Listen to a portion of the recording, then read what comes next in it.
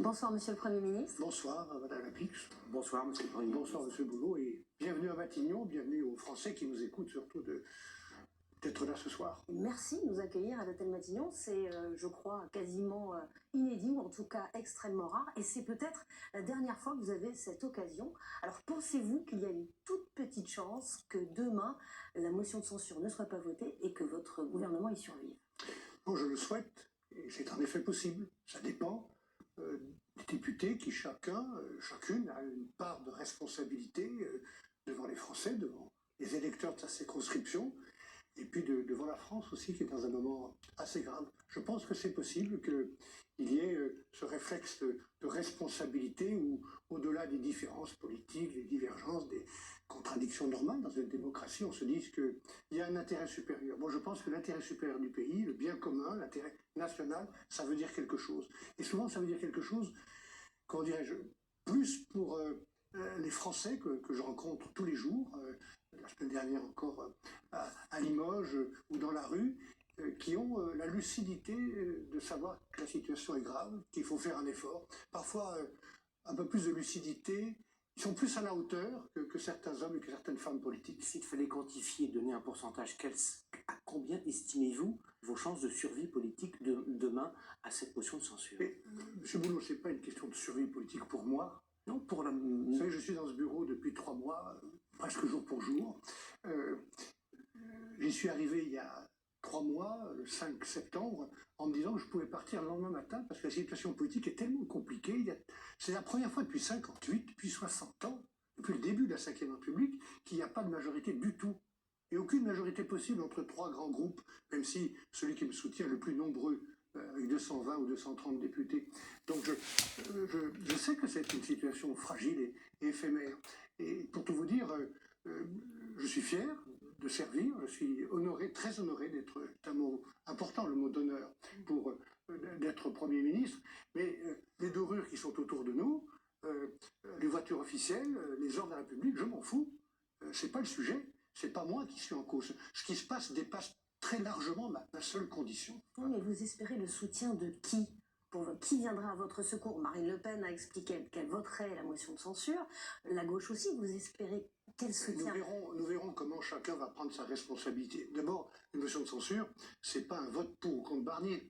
C'est pas un vote indicatif, c'est pas un vote artificiel. C'est un vote sur un texte. Si vous me permettez, juste pour la bonne information de toutes celles, tous ceux qui nous font l'amitié de nous regarder. Voilà le texte de la motion de censure rédigé par M. Mélenchon et ses amis. Les 3 pages avec une liste de noms. Et on parle souvent de respect. Madame Le Pen me dit qu'il faut la respecter. Moi, je respecte tout le monde, comme le groupe socialiste. D'abord, je respecte aussi mes propres amis, des 4 groupes du socle commun, Ensemble pour la République, les Républicains, ma famille politique, et je suis fier d'y être resté fidèle, Horizon et le Modem. Bon. Et puis, il y a d'autres groupes de l'opposition qui ont dit, nous sommes dans l'opposition, nous nous opposons au gouvernement qui vient de se mettre en place, et j'en prends. Mais je respecte tout le monde. Puisqu'on parle de respect, je voudrais juste vous lire une phrase de cette motion rédigée par l'extrême gauche et par M. Mélenchon. Pas uniquement par l'extrême gauche, par la gauche, oui, social-démocrate également. On sait bien que c'est qui tient la plume. Hein. Et, enfin, on sait bien aussi qui approuve ce texte. Et qui risque de l'approuver demain. Et puisque Mme Le Pen souhaite du respect, la question que je me pose, c'est est-ce que, en lisant ce texte, les électeurs, les électrices, 11 millions d'électeurs du Rassemblement national se sentiront respectés par le vote de leurs propres députés. Vous pouvez lire que dans cette rédaction de l'extrême gauche, nous avons fait le choix du barrage à l'extrême droite. Le Premier ministre a cédé à leurs plus viles obsessions, parlant des électeurs. Est-ce que c'est du respect? Non, mais ce n'est pas du respect. Les électeurs du Rassemblement national souhaitent que les élus RN votent cette censure. C'est pour ça d'ailleurs je ne suis pas sûr que dans les jours qui viennent de s'écouler, il n'y ait pas davantage de responsabilité parmi les électeurs, parce que nous avons aussi des rencontres avec des électeurs, nos propres électeurs sont des républicains, quelques-uns sont allés voter pour les électeurs, les élus du Front National, et nous savons bien qu'ils ont bougé, ils sentent qu'il ne faut pas de chaos, qu'il faut de la stabilité. C'est ce que moi j'entends tous les jours. Bon courage, tenez bon, on a besoin de stabilité, même de gens qui ne partagent pas mes idées. Très concrètement, Monsieur le Premier ministre, il reste peu d'heures. Est-ce que entre maintenant et demain 16h, vote de la motion de censure, est-ce que vous allez bouger? Est-ce que vous allez, par exemple, faire un geste pour les retraités, geste qui est demandé par la direction du Rassemblement national, et plusieurs députés du Rassemblement national disent « Ah, si le Premier ministre bouge sur ce point-là, la réindexation des pensions de retraite en fonction de l'inflation, alors nous ne voterons pas la motion de Je vais censure. » répondre à votre question qui est très importante, notamment s'agissant des personnes les plus fragiles et les plus modestes. Mais je voudrais quand même juste rappeler que ce texte rédigé par l'extrême gauche pourrait être voté par des députés du Rassemblement national demain, qui doivent savoir ce qu'ils votent et rendre des comptes. Parce que ce n'est pas seulement ça qui est derrière ce papier. Il y a aussi la décision récente du groupe d'extrême gauche de faire une proposition que j'ai ici pour abolir le délit d'incitation, d'apologie du terrorisme. Oui. Quelques jours après, le tragique Bataclan. revenons Et puis, au concret. non, je termine parce que je veux dire qu'il faut savoir qui va être avec qui et qui va être solidaire de qui. Des députés d'extrême gauche, cet après-midi, j'étais à l'Assemblée nationale comme des dizaines d'élus et je rendais hommage, après la présidente de l'Assemblée, à M. René Coineau, député d'Ille-et-Vilaine, ancien maire de Saint-Malo. Et au moment où nous lui rendions hommage, il y a des gens qui se sont mis à hurler on s'en fout. On s'en fout. Ces gens n'ont pas de respect. Oui, mais la logique de la 5e République, c'est pas que ces gens-là, qui sont vos opposants, soient d'accord entre eux. Leur point d'accord, c'est qu'ils sont dans des accords avec vous et qu'ils veulent faire chuter votre gouvernement. Il faut savoir sur quoi ils se mettent d'accord. Je réponds à votre question, M. Boulot. D'ici demain, ferez-vous un geste pour les retraités demandé par le Rassemblement national? On n'est pas dans du marchandage, on n'est pas dans du chantage. Il y a eu marchandage. Il n'y a pas de marchandage. Il y a eu une écoute, du respect. J'ai pris en ce texte que nous parlons demain, qui va être soumis à cette motion de censure, parce que c'est le seul moyen que j'ai de le faire adopter. Il est très important. Il était l'objet, je l'ai conçu en 15 jours. J'ai toujours dit que ce texte était perfectible, qu'il n'était pas définitif et qu'on l'a amélioré. On a écouté tout le monde et on a donné des avancées, des progrès sur beaucoup de points. Encore hier matin, sur le déremboursement des médicaments, où j'ai précisé des choses pour dire qu'il n'y aurait pas de déremboursement. Et sur les retraites... Vous avez précisé d'ailleurs que c'était à Marine Le Pen que vous offriez... Oui, parce que c'est la dernière qui m'en a parlé. Mais cette concession, d'autres l'avaient demandé, mais vous avez précisé sur le communiqué... parce que c'est elle qui m'en a parlé. Mais ça a donné l'impression que vous ne négociez qu'avec Marine Le Pen. Non, mais ce n'est pas vrai. Ce que dénonce aussi cette revendication, cette idée de ne pas dérembourser, elle était aussi dans les propositions de la gauche. Oui, mais c'est à elle que vous avez adressé. Pour être tout à fait clair, allez-vous oui ou non faire un geste? avait été évoquée le tout premier par Laurent Wauquiez et la famille des Républicains, et puis ensuite d'autres groupes d'Ensemble pour la République ont évoqué. Et enfin, Madame Le Pen, nous avons fait un effort, puisque nous avons décidé de protéger les petites retraites.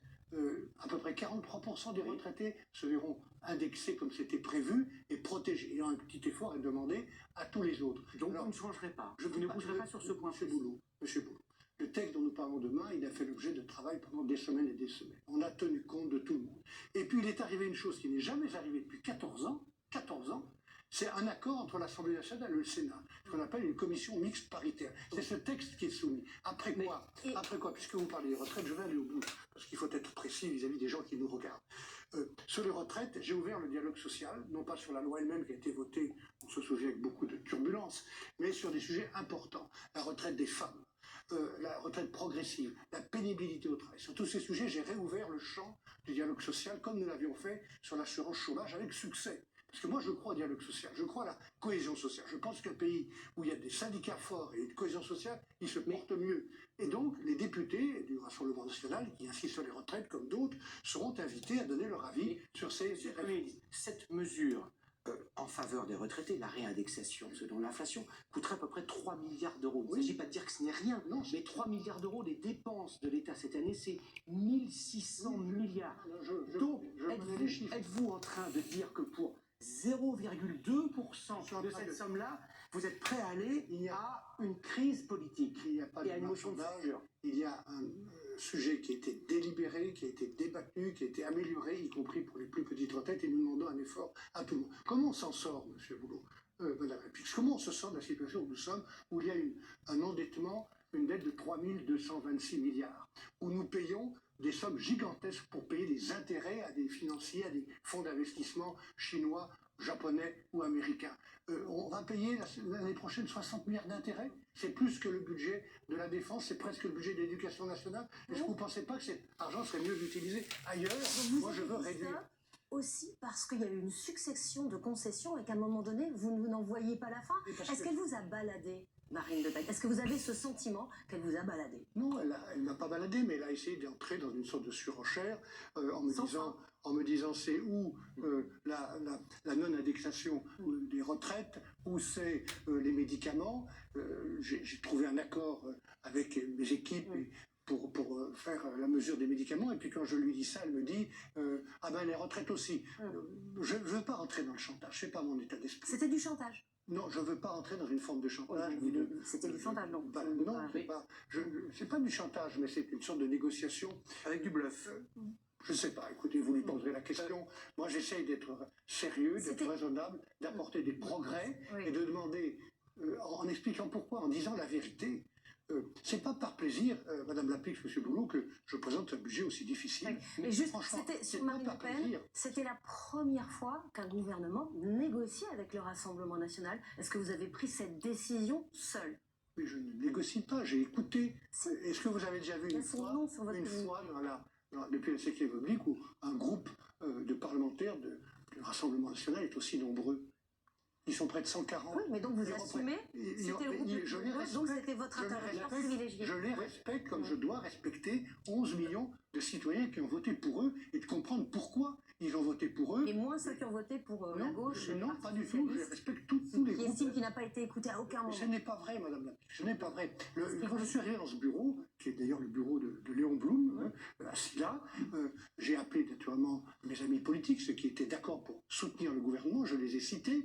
Et puis, dans l'heure qui a suivi, j'ai appelé 2 ou 3 dirigeants du Parti socialiste, notamment M. Faure ou M. Vallot.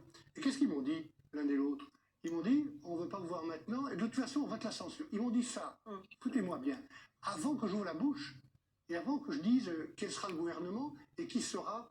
ça, c'est pas sur le texte du budget, ça c'était avant. C'était avant. C'était un geste, c'était un signe. Oui, et puis quand ils viennent me voir, comme la semaine dernière, je les reçois avec beaucoup d'attention, ils me présentent un programme qui est quasiment, ou une lettre, qui est quasiment le programme du nouveau Front populaire. Donc il n'y a pas beaucoup de discussions possibles. Ils disaient parce qu'il y avait des mesures qui étaient communes avec le RN. Donc, oui, on en a pris quelques-unes. On en a pris quelques-unes. Les discussions n'étaient pas possibles.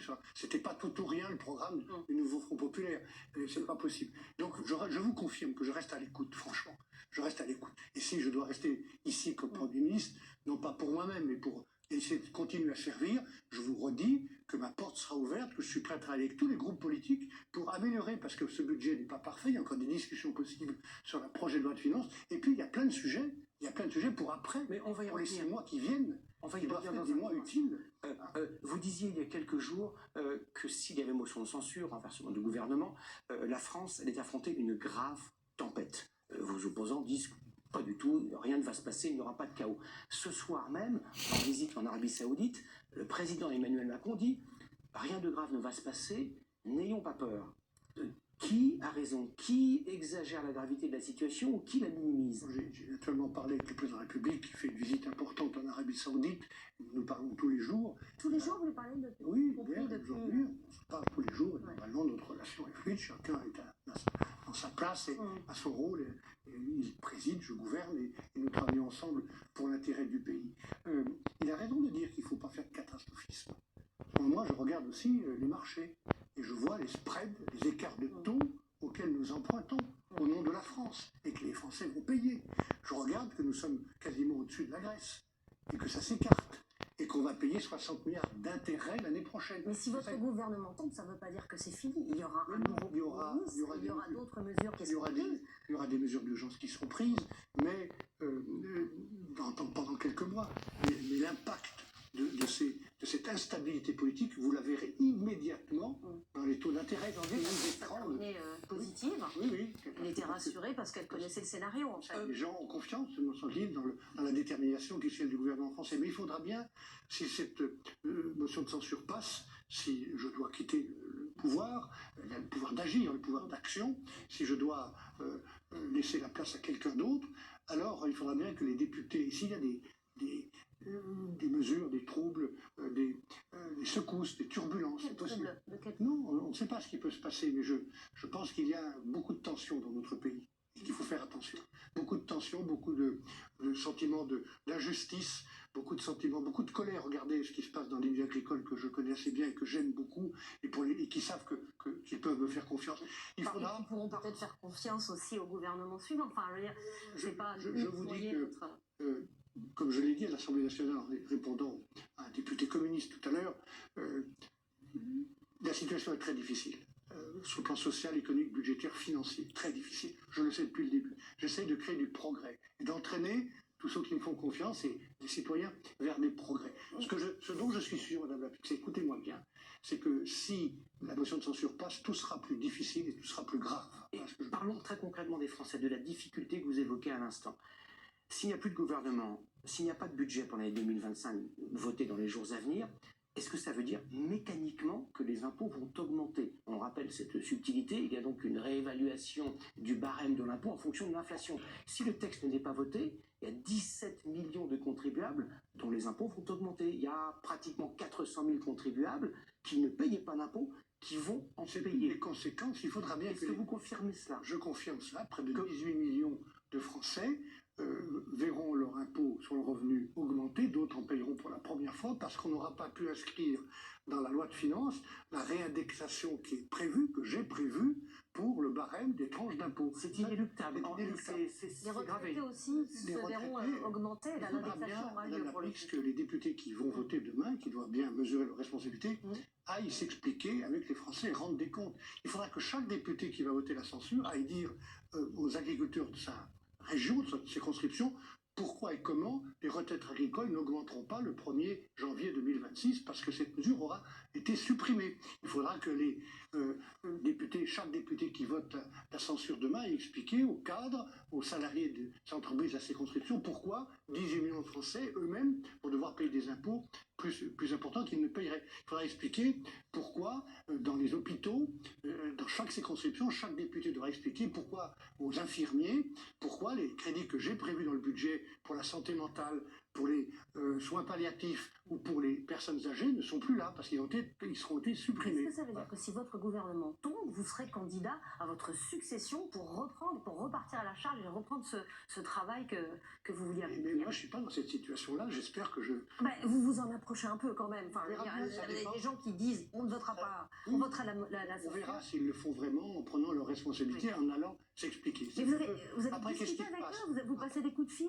vous essayez quand même encore aujourd'hui Je leur parle, là, je suis en train de vous parler et à travers Mais là, vous vous, parlez et grâce français, à vous, mais je parle aux enfin, Français. les députés, Français parce qui que votent, c'est c'est les les députés Français qui qui vont élisent des députés. Oui, mais ce sont Donc, eux.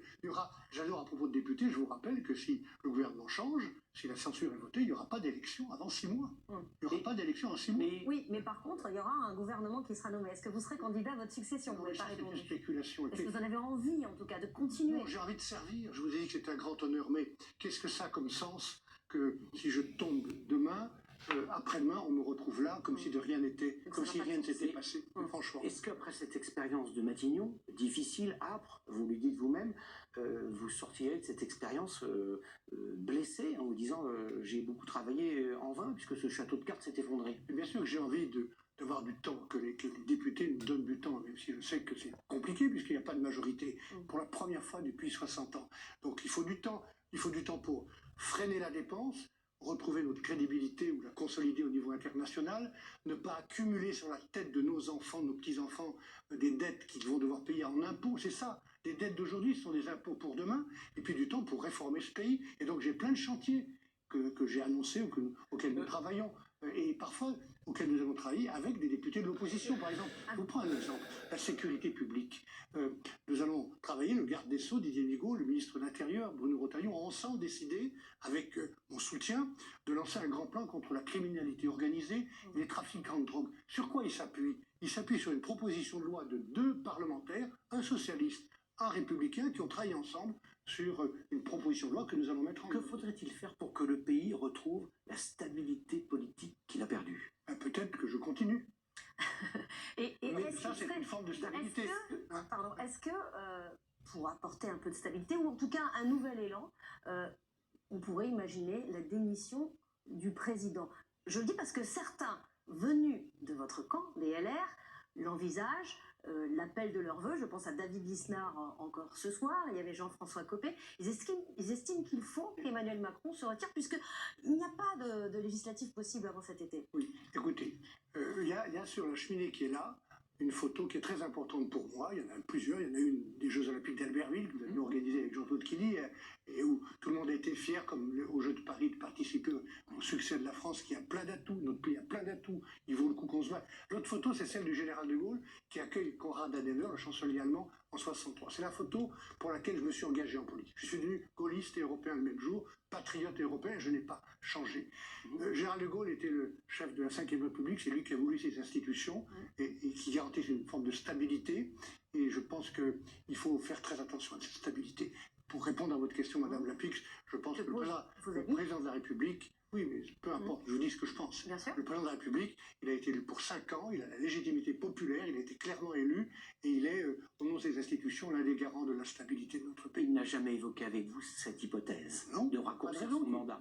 Et ni lui avec moi, ni moi avec lui, je peux vous dire. Parce que c'est pas notre état d'esprit. On est chacun dans notre rôle, et je travaille en confiance avec lui, avec beaucoup de ses amis. Et puis, je reste un homme indépendant. S'il a fait appel à moi, monsieur Boulot, c'est que je viens d'une famille qui n'était pas celle de la majorité précédente. Un peu tendu un piège en vous laissant si peu de temps finalement pour présenter ce budget, sachant qu'il a attendu quand même 2 mois et demi avant de nommer un Premier ministre.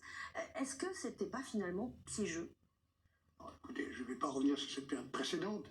Vous parlez de votre confiance. Moi, j'étais prêt, disponible, il le savait. Il a fait appel à moi au début du mois de septembre, ça aurait pu être plus tôt. Et c'est pour ça que je me suis trouvé avec très peu de temps pour fabriquer le budget, qui n'était pas parfait, qu'on a amélioré, qu'on va continuer d'améliorer, et pour ensuite lancer l'action. Mais je ne vais pas revenir là-dessus, ça ne sert à rien, les choses sont ainsi. Quand j'ai accepté en connaissance de cause.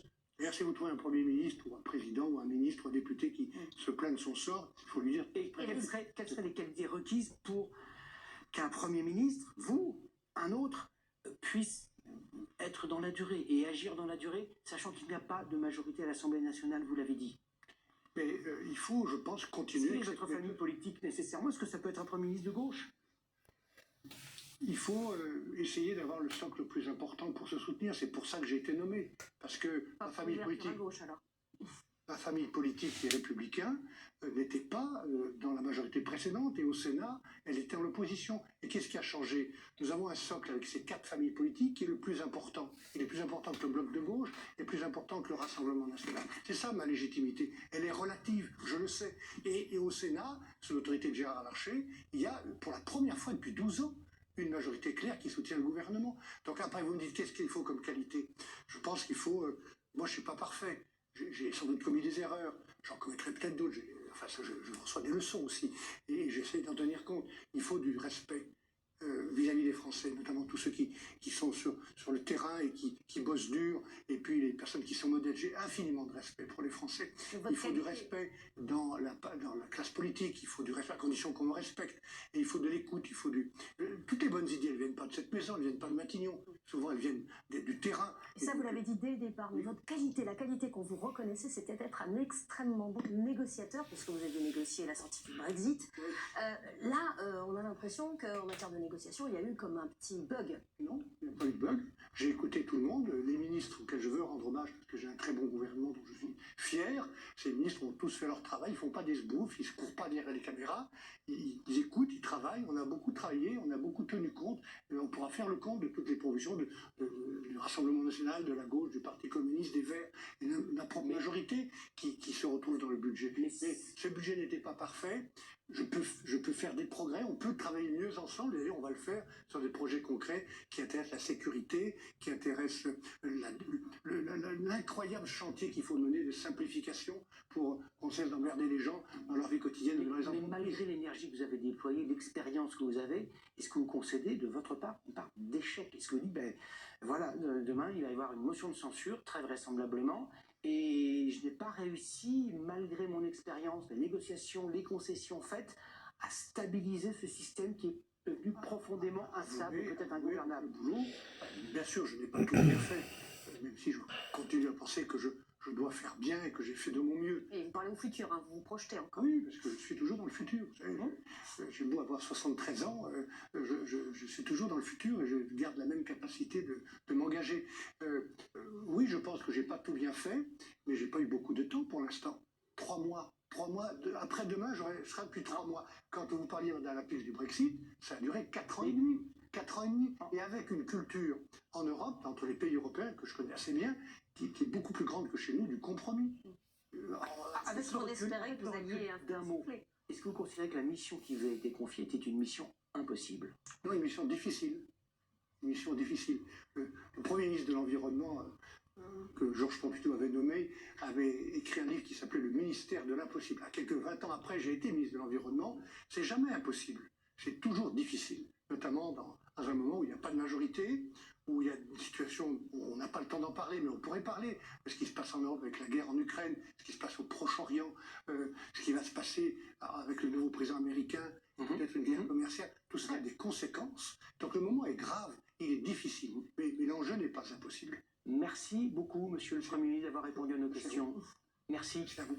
Merci. Très bonne soirée à tous.